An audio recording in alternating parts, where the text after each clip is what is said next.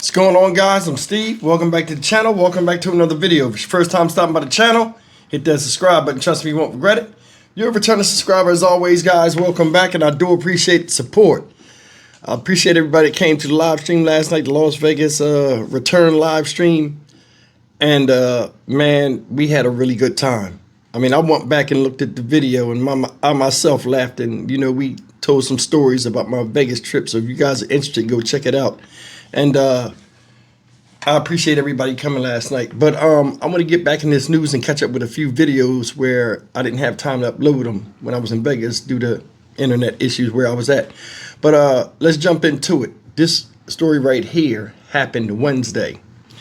And this right here is about this guy here that you see who went to court yesterday. This guy's 48 years old, and his name is Nieves Reyes. Now, according to some reports, they say this guy is a migrant, but I don't know. So I will leave that part out of this. But this guy killed the man that I guess he worked with, or they in the same profession, mechanics. He ran down and chased a 66-year-old man by the name who's not pictured, Eugene Allen, down the street with a machete. Hit him in the back of the neck, killing him, and then taking his body and pushing it up under like a pine tree or some bushes on a street corner, as if he wasn't going to get caught. So police came to investigate a homicide. The homicide, I guess his name came up. They went to go check him out. They go to the house in which this guy's staying, and he shoots an officer in the face with a shotgun. A shotgun. Then he barricades himself in the house almost a full day before coming out and saying, "Oh, I did it," and they take him to jail. Take a look at this story. We're going to come back and talk about it. Suffolk County police officers are recovering from surgery after being shot in the face while trying to serve a search warrant to a suspected killer. It started yesterday when cops found a body in the brush off of a road in Bay Shore. And overnight, police went to the suspect's home, and they say he opened fire on them. Eyewitness News reporter Lindsay Tuckman is live in Bay Shore. Lindsay? Sade, that man has now been charged with both murder and attempted murder. And despite all of this going down very early this morning, you can see behind me it is still a crime scene, an active crime scene with a heavy police presence in this neighborhood after one of their own was shot while trying to apprehend the suspect.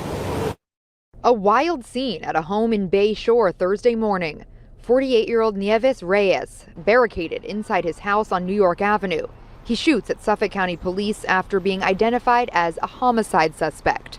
One of the gunshots hitting a 33-year-old officer in the face. We're very fortunate today. Getting shot in the face is a very lethal type area to be shot. This officer's wound was literally a half-inch away from his eye. Okay, it was up on his cheek. That officer is also a Navy veteran, married with 3 children.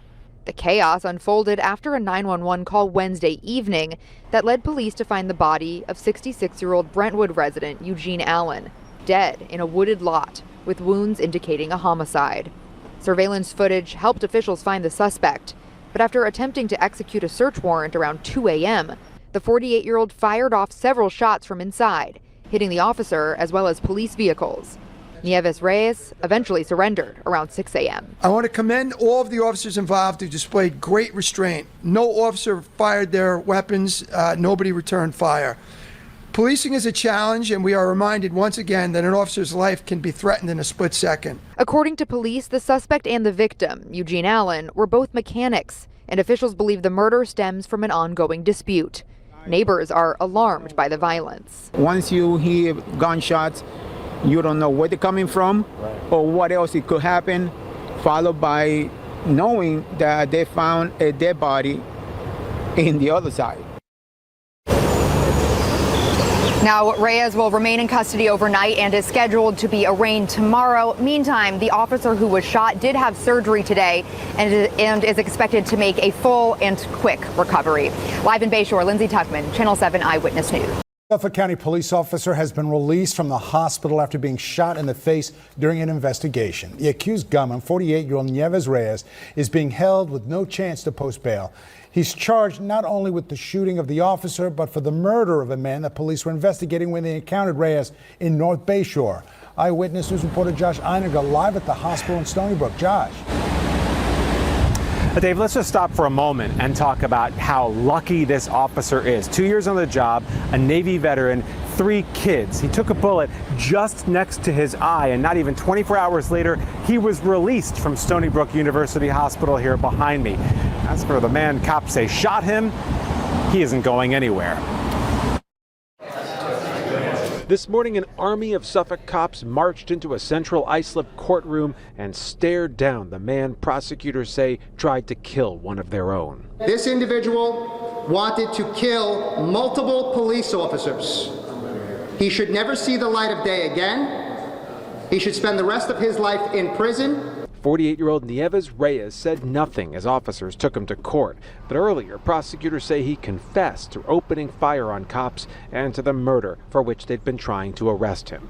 On Wednesday, armed with a machete, Reyes allegedly chased down 66-year-old Eugene Allen of Brentwood, stabbing him in the back of the neck and leaving his body under a pile of leaves and brush. Early Thursday morning, as officers tried to arrest Reyes at his Bayshore home, police say he opened fire with a shotgun, hitting one officer in the cheek, barely an inch away from his eye. Amazingly, the young father of 3 is expected to recover. You don't ever want to be on the business end of a shotgun.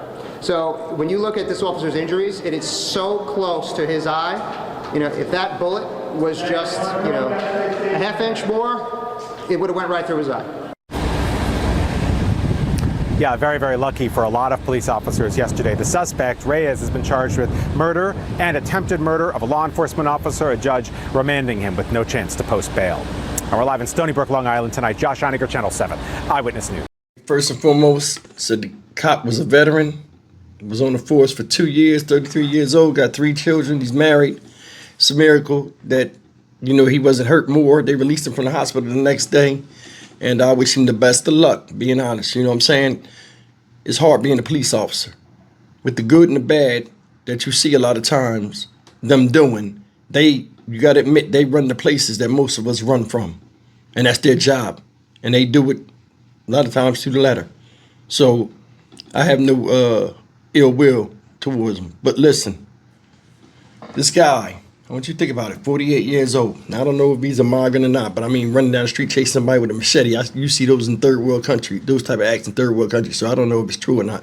But either way, this guy was given no bond. And the DA said, he shouldn't see the light of day. He shouldn't see another day out here in the streets. And he should spend the rest of his life in prison. You shouldn't spend the rest of your life nowhere except in the dirt. Especially when you cut somebody else's life off. This guy's 48. Guy's 66 years old. You still know that's somebody too old for you to be fighting at your age and at the age they are, regardless of what the situation was. To chase somebody down a public suburban street and chop them in the back of the neck with a machete until they die, and then push them up onto some bushes like you some type of animal hiding to kill, and then going back to your house, something wrong with you. And something's wrong here where, when the police come, you go and shoot at them, and then barricade yourself in the house. If you barricade yourself in the house, I think that barricading yourself in the house is one of the stupidest things ever. You're going to get caught. Worst come to worst, they're not going to keep playing with it. They're going to evacuate the street. They're going to drop something on that damn house to make you come out of it or tear the house up if you won't come out. They're going to surround the house. I don't even know why people go through that. Unless you're going to do something to yourself before they catch you, which you're not, because it's taking all of those hours in the house of you just going in circle in the confusion and chaos in your own head after going through the crime that you did, and then how you're going to get away without no escape. It's futile. People that do this type of stuff, whether they migrants or wherever they come from, should get them out of here. You know what I'm saying? You turn a gun on somebody that's coming to investigate a chaotic situation that you yourself created. Somebody's dead, and then they supposed to handle you with kid gloves? No, I don't give a damn. They had to burn that house down with him. He would have won. And when he was caught and they found out it was him that did it, 10, 20, 30 minutes, he'd be in the dirt already. Or turned into fertilizer or mulch or whatever the hell it is, clean energy, liquid cremation, something. There are a lot of people out here that do a lot of bad stuff. And I'm being honest, man. A lot of people like, oh, you know, they talk about the president and all of this other stuff. I'm not political, but I'm going to tell you some of the ideas that I have. And they might sound inhumane to somebody, but it would get rid of the chaos and order in this country. I make Trump look like a nursery rhyme. For real. Some of the stuff I do that you see people doing out here, and then they get stupid, they cry in court, they do all this other stuff and act like they the victim after victimizing others. That's the greatest slap in the face I've ever seen to society, humanity, and those who lose their life in violent crimes. I'm telling you, I would have no lenience. Wouldn't be no jail. No zoom zooms, no wham whams, no hoe cakes or whatever the fuck it is, ramen noodles, nothing. Once you cut somebody and their life, you yourself would fade to black. And it would be quick, and it'd be inexpensive.